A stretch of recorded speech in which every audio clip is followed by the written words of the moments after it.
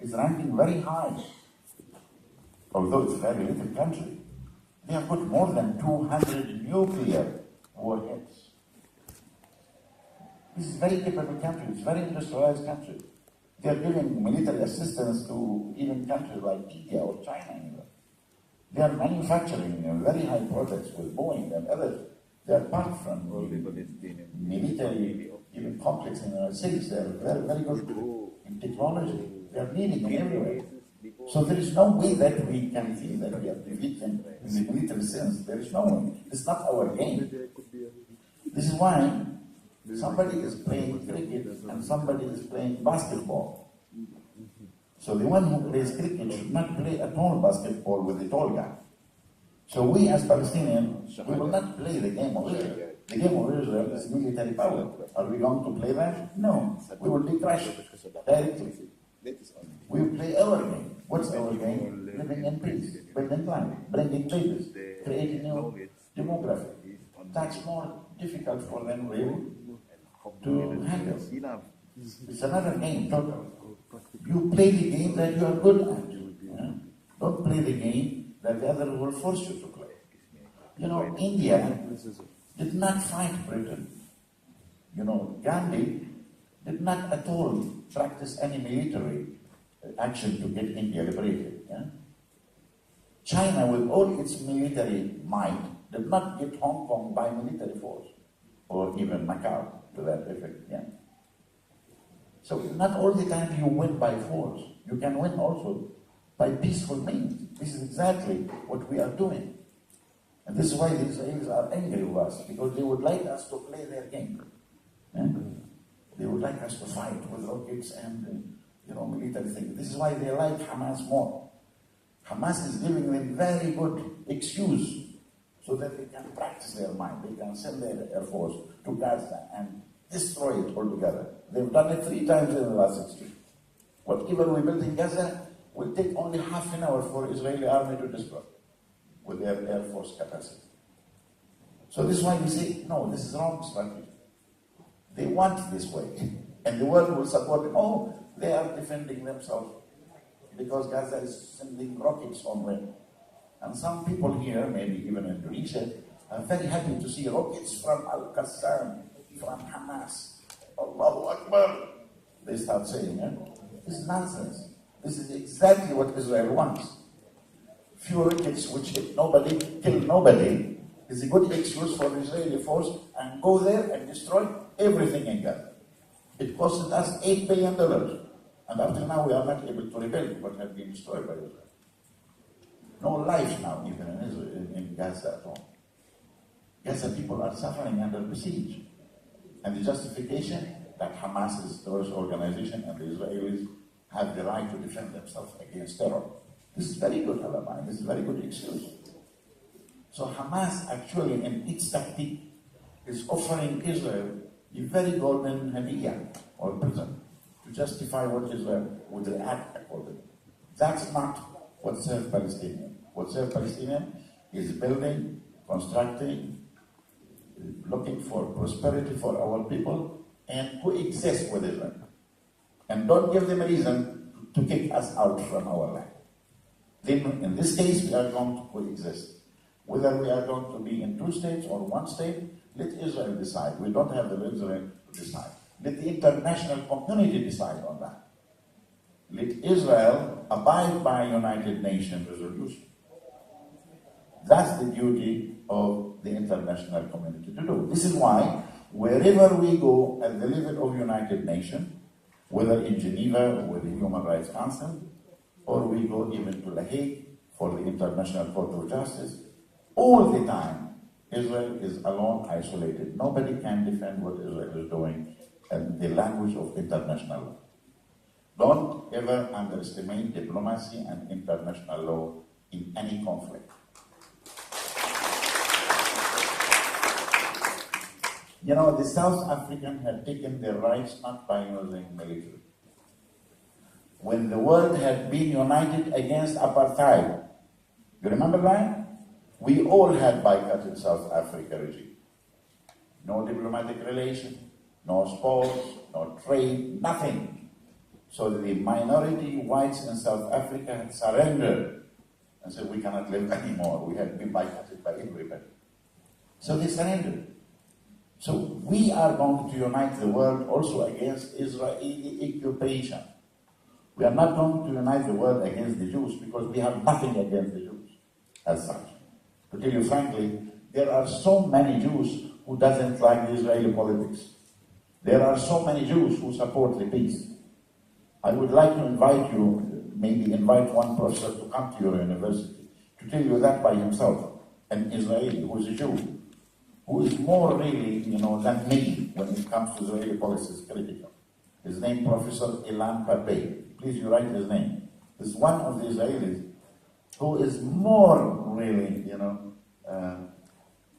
aggressive than me when it comes to Israeli policy. And he himself was an Israeli. He is now professor in Europe. I'm not alone. I can name for you 100 of those intellectuals who is now calling for BDS. You know what's BDS? Boycott, divest, and sanction. They are calling for that against Israel around the whole world, like what we have done against South Africa in the past. So you need to boycott somebody as a punishment for him. If you are angry from somebody, simply you don't talk to him, yeah? So this is what we are going to do. We don't want to talk to Israel because we are not happy about it. And then we are not going to trade also with you. And later on, we will put you under sanctions also. That's the most important weapon that we are going to use, which is very civilian, and it goes within international law and through United Nations system. We don't need to attack Israel by bombs. Why we need to do that? All what we want from Israel is to force them to come into terms so that we can reach peace. That's all. This is convincing. This is persuasion rather than really killing and humiliating. You don't kill the one that you would like to live with, do you? You don't. If we kill them, it means that we are not going to live with them. Besides that, we are not capable of doing that in reality, even if we want to. So this is the most pragmatic and realistic approach, my dear. Our strategy is building our institution, building our state, building our life. This is our strategy. We don't have any other strategy. And in this, we want stability and we want peace. We cannot do that when there is violence. Israelis' practices is contrary to that. They are provoking to bring about violence. What they do against Al-Aqsa, for example, sending, people in uniform, soldiers, inside Al-Aqsa, that's really provoking to the Muslim prayers. That would invite trouble. Means that young kids are using some violence to defend that place. With knives, actually, with little things that they have. And then they say, these are the terrorists. What do you have terrorists? I mean, these are kids, 15, 16 years. You are invading their own mosque. What do you expect them to do? To give you, sweets or what? I mean, of course they will be reacting, but this is not very organized. I mean, this 15, 16 years children, But this is very tough for them because they cannot handle, this Al-Aqsa mosque inside Jerusalem mainly. 500,000 Palestinians, Arab and Christians, are living with another Jews who are around 1 million. This one city, just like Jakarta. The military cannot do anything in this place. It's totally civilian place. And they are using the same networks of roads. They are using the same facilities. They are using the same electricity. So if we fail to live together in one city called Jerusalem, how we are going to live? I mean, as two neighbors together. So this is this for Israel, I think we are bringing Israel into terms. By the time, if you want to ask me personally, I think they are going to come into terms. But it will take them a time. As I told you, why? Because they feel so much arrogance as they are powerful. They are powerful not only by military, because also they have been given a diplomatic safety net by the United States of America, unfortunately. The United States have offered them a total safety diplomatic net by bringing them with a veto power in the United Nations that nobody can condemn Israel, because the United States veto is really all the time. The United States had used the veto in favor of Israel to protect Israel of condemnation 40 times so far. which is 50% of all the vetoes that the United States had used in Security Council, only to protect Israel. So many people around the world, including yourself, you might not like it and say, why America should have to do that? Why? What's the secret between those two guys? Why this United States is so much interested in this so-called Israel? You know, Israel is getting in cash from the United States more than $5 billion every year, with average of $1,000 for every Israeli citizen. Can you imagine that you get $1,000 in assistance from another country? This is more than any state within the United States itself that gets from the federal government, actually. Why America has to do that? Why? You might wonder about this, but it's not our topic today. If you like, I can highlight a little bit about that. Why America, why Europe, why others have really to give this aid generously, military, diplomatic? Why? Why? What is it between those two guys? What is it between the United States and Israel that makes it so much very, very, very, very, strategic friend and ally? Why? What is it? What is it between them? This is a very good question. If you invite me once again, we can only talk about that if you want. This is serious, but we realize that United States is not also, a power that it cannot be overdone. The world is much stronger than one state by itself. This is why we can see with Obama, for example, and your administration, they talk too much about Palestinian state.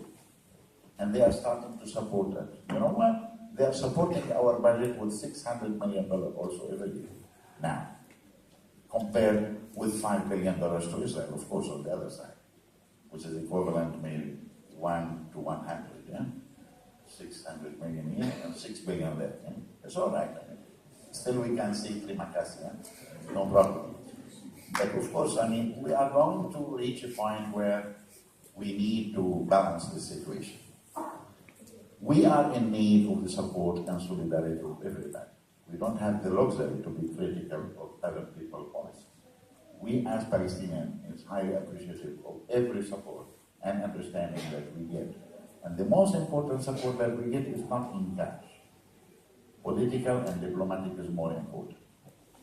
Even for those countries who give us cash and stand against us at the Security Council, we still tell them thanks.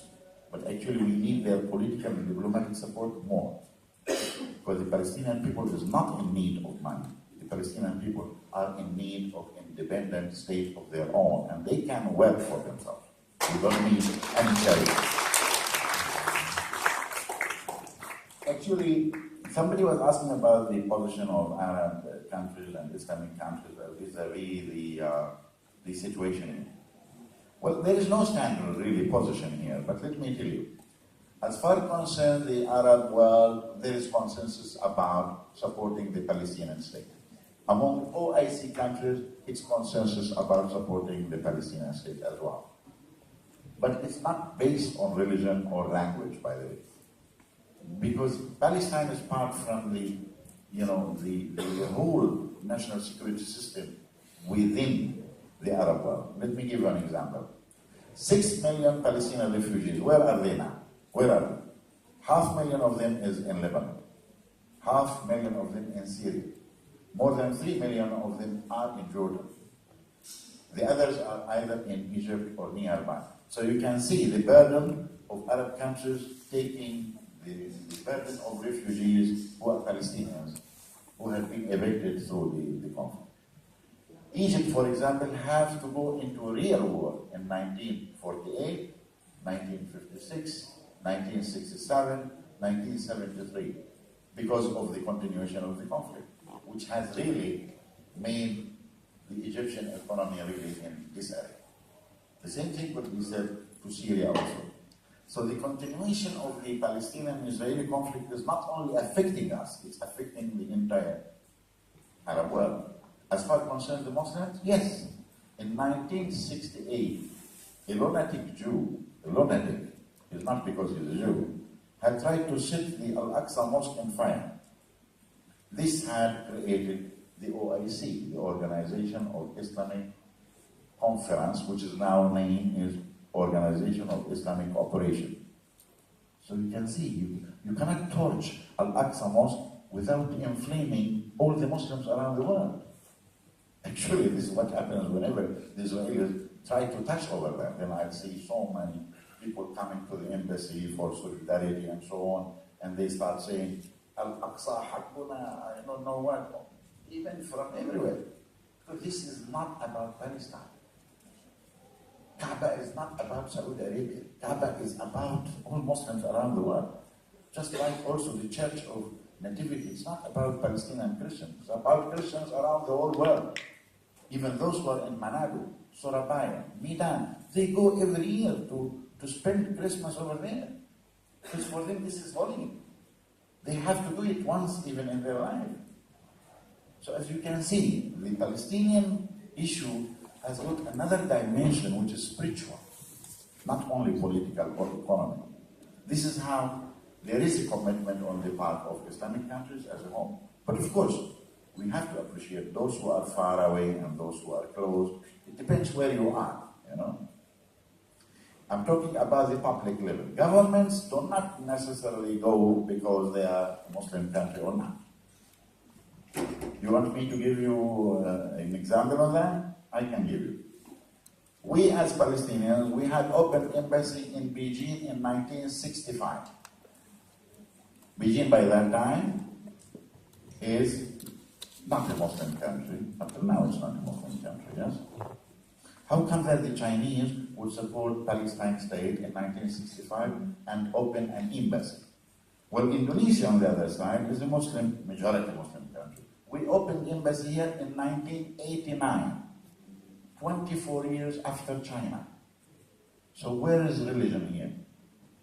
Doesn't have anything, a factor to change. Yeah? Because we were living in the era of Cold War. Cold War was deciding who is who in which where, you know. So some people thought that, well, we need to side with America, and some other people thought that we need to side with the other side. By that time, if you are in the side of America, well, you cannot be so much, you know, hostile to Israel, because the Israeli-American relation will have its impact over you. Let us say, for example, Turkey. Turkey is a Muslim country, all the time it was, but they have recognition with Israel and they have diplomatic relation with Israel. Iran by that time, which was governed by Shah Iran, they have the best relation with Israel, although they are all Muslims also at the same time. So don't try to look into religion as a deciding factor when it comes to policy of government. Policy of government is not dictated by a religion. Well, actually, United States had supported Bosnia against Serbia. Serbia was a Christian, and Bosnia are Muslim. So how come? I mean, the best relation now for Iran is with North Korea, which is not a Muslim country, by the way, or China. You know, don't ever hear you are in a university. You have to remain scientific. Don't try to translate history and political relation through the prism of religion. Otherwise, you will be doing a great mistake. Political relation is about interest, is about power, it's not about faith. Faith is not what it counts here. Actually, the Christians were fighting for 100 years among each other. Now we are starting to learn from them, so we start our own fighting as Muslims also, but very late. Yeah? When the fashion has been over, now we are starting to do the same. Sunni Shia now. Look at it now. The whole dynamics of the Middle East is now, in a way, polarizing between Shia, which they are minority actually in the Muslim world. The number of Shia, if we have to calculate Muslims in the term of Sunni Shia, the Shia is less than 10% of the total Muslims around the world. But in the center in the Middle East, with Iran, Persia, now influenced in Iraq, now influenced in Syria, influenced in Lebanon, even in Yemen, there is now really a real sense of danger among the neighboring countries like Saudi Arabia and the Gulf and even in Egypt. Well, look at Iran now. Iran with its influence among the Shia minority is becoming really a very disturbing power to the whole region. To the extent that the Turkish feel a little bit really worried about it. So now you can see the Muslims in that area is being polarized. Sanggar, that Indonesia is far away. Why it's far away? Because for you, you don't even know anything about this. And you don't want to know anything about it. You know why? Because Sunni Shiite in Indonesia doesn't exist, actually, inside. You feel it if there are two communities are living with each other, then you will know what does it mean. So here for you, the Sunni Shia thing is really something that you learn about from the news. And that's good. Remain like that. You don't need to get involved, you know. Because if you are coexisting with, let us say, Muslims who are 30%, 70% Sunni Shia, then you know that it's a really big trouble, you know. The fact that the nature of Islam coming to Indonesia, not in a very organized way, it came through business, it came through trade, it came also over too many years, make your Islam is a little bit, has got the flavor of the Asian culture and mainly Japanese culture. And that's very nice. Because there is one thing that you need to know. The most important part which decides your identity is not your faith, it's your culture. The culture, as I describe it, is the motherboard in our personality. Faith can come over it.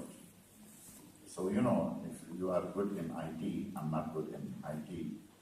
If any software goes into a motherboard and there is conflict, all the files which they are compatible to the motherboard, it will be rejected. Yeah? That's exactly what happens here. When Islam comes here, and there is values which is within the Japanese culture, within the Indonesian culture, it will not work even if it was coming with Islam. What it remains is your culture. So you have got a blend of Islam which is a little bit, have different way. You know. This is why I think that's very nice. When it went to Iran, it has different flavor. When it went to Africa, it has different flavor. You know. Why? Because the base is culture. This is why when we say that the woman and female are so much not respected in Middle East, not because of Islam, because of the culture before Islam. The culture of the Arabs before Islam was really anti-female, gender-wise, in its essence. Well, come Islam, it had changed a little bit, but again, they went back to where they belong. It was just a very short honeymoon, and then we are back to where our culture is. So it's not that Islam which hates female and underestimates it. No, it's the Arab culture which does that. Why it's not in Indonesia? Why it's not in Turkey? Why not in Pakistan, where women will become like Benazir Bhutto? Very powerful, actually. Actually, women in the Persian culture are more powerful than the men. Historically speaking, in Turkey, the same thing. So how come that we have got different, versions of Islam, depending on what is the culture of the place? If you go to Nigeria, it's another culture. There are Muslims, but they have different aspects. For example, I can give you, in Nigeria, it's very easy for a male to get married of 4 or 5. And they are all happy, by the way. That's within the African culture. The tribal African culture was all the time endorsing the wives at the same time. That's how the tribal system in Africa used to be. As much as it used to be here also, by the way, in the old times. Thank God it's not anymore. So women doesn't need to feel that much about it. So here is the issue. The issue is the culture which makes the difference. So the Islam, Shia, Sunni is not about the Quran. It's not about the Sunnah. It's not about Hadith. It's about nationalism which is mixed with faith. So you don't know really. The Iranians are against the Arabs because they are Arabs or because they are Sunni. No, it's a mixture of both. But sometimes we like to use the sectarian thing to cover the national thing. you know. Actually, the Arabs had revolted against the Turkish Empire, and this is why the Ottoman Empire had been defeated in the First World War. It's the Arabs who revolted against the Turks. Both were Muslims, yeah? Actually, Istanbul was the capital of all the Ottoman Empire, in which we were part as Palestine, you know, in which everybody was part, not Indonesia, of course. You know. Now, I want you only to leave you with one thought, that you need to congratulate yourself about Indonesian Muslims, if you are Muslims, of course, and even those who are living with us. They need to understand that. Indonesia never existed in what is called the theological state of Islam. Never. You were too far to be apart from that. Yeah? So for you to make Muslims live in one state is not something really from your history anyway. For the Arabs, no, that's part from their history. They coexisted in one khilafah, in one state under one khalifa. So when the Arabs would like to call, we would like to bring the Islamic State, this ISIS, for example, they don't like to call it, Islamic State only. So there is only one state for all Muslims. Imagine if that would happen, what's the meaning of that? So if there is one Islamic State for all Muslims in the world, so we have to change all the maps, yeah? And imagine how many people we are going to kick out from Indonesia so that it remains only Islamic. And how much we are going to do that also in other countries. So we have to reshape the whole map of the world. Then in this case, we will have another world, which is part of it Islamic State, and the other one Christian State. Maybe Christians would like to share it between maybe Orthodox and Catholic, or Catholic and Protestant, I don't know. Maybe they need two states actually. Muslims might need also two, one for the Shia, one for the Sunni. And then we have one Jewish already there, no problem, because it's already there. And then we need one maybe for the Buddhists, yeah? And one for the Hindus. So instead of having 200 countries members of the United Nations, oh my God, we will have only 5-6 states around the whole world. That would be lovely. But imagine how much displacement we are going to do. We will do too much ethnic cleansing. We have to clean up those impurities who happen to be minority in some place.